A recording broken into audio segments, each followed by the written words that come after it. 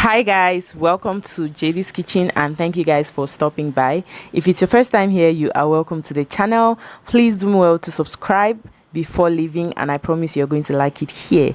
Today I'm going to share with you guys how to cook Njangsang sauce. To begin with, you are going to need your Njangsang, which is the star of the dish.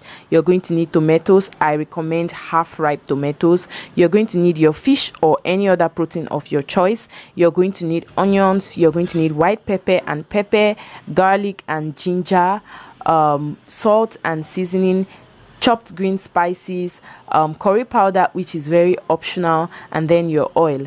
So to begin with, you are going to mix up everything in a bowl or in your blender. So I put in my tomatoes, my Njangsang, my garlic and ginger, and then I added in the stems of my green spices, and then I blended it up together, and this is the result. Now most times I like it I like to blend it thicker, but then today this is the outcome I had. But in the process of cooking, I'm going to make sure it gets thick. So you want to submerge your fish into the Njangsang sauce so that it can absorb all the flavors from the Njangsang, from all the spices and everything. Make sure every fish is submerged inside the paste, and then I go ahead to put my oil on the fire. Once it's hot, I pour in my Njangsang mix, making sure that the fish does not get into the oil, because you don't want to cook your fish from the start of the cooking process. It's going to overcook, it's going to scatter, your soup is going to be bony and fishy.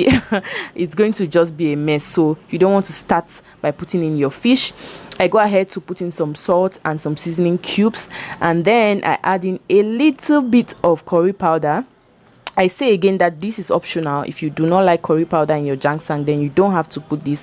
I mix it all up, and then I allow the pot to boil for like 15 minutes. Once I see it's boiling and cooking, I come in and add my fish. I cook this soup for a total of 30 minutes. It's very easy to cook.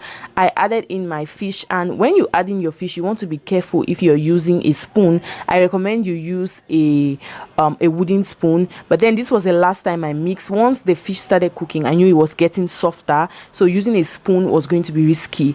I went ahead to add my white pepper and my pepper, and then to mix it all up at this point, remember you can't use a spoon, so I just took my pot, and then this motion that I'm doing, that's what I'm trying to explain. You shake your pot and make sure everything mixes up well together to avoid scattering the fish, and then I go ahead like 5 minutes later to put in my my green spices and my onions. And when you add in your green spices and onions, you don't need to keep it long on the fire, because it doesn't take a lot of heat for those things to cook up, and you don't actually want them to get very soft. So yeah, this is the end product of our Njangsang sauce. If you have never cooked it before, please do well to try this recipe and tell me what you think about it in the comment section. You can eat your Njangsang sauce with yam, with plantain, with miondo, with bobolo, with gari, with rice. I mean, you can eat Njangsang sauce with a lot of things. If you have watched up until this point and you haven't still subscribed to the channel, please do me well to smash the subscribe button.